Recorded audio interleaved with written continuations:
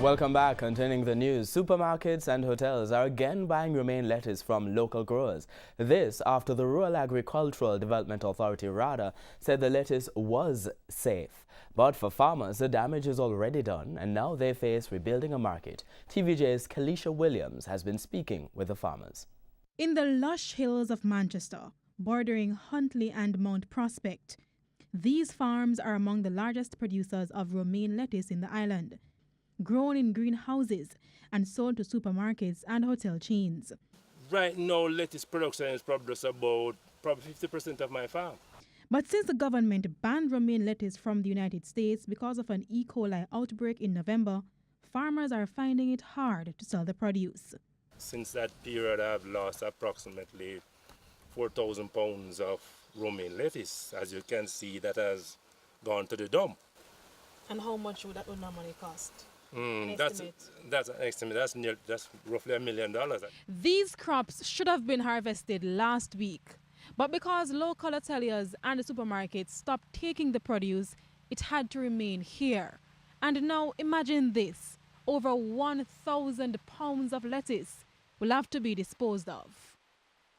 Romaine lettuce is basically a 60-day crop, and when you go surpass a 60-day and they start getting old, then its disease start falling in there, anthracnose, spotting, then they go into reproduction mode where they start blowing and producing their own seeds. Even as crops age in greenhouses, farmers still prepare for the next crop.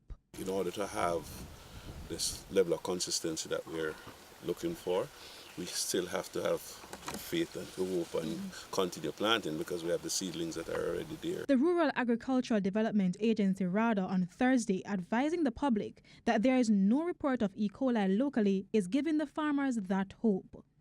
So far, at least one supermarket is taking the produce again from Mr. Hendricks.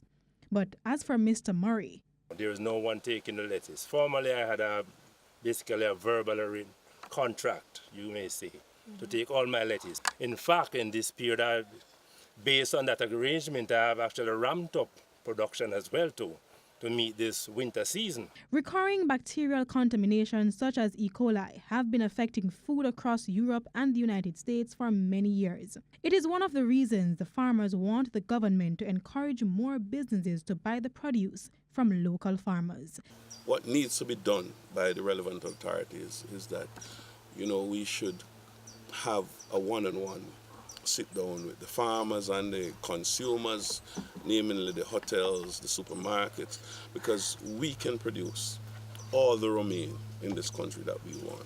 Kalisha Williams, TVJ News.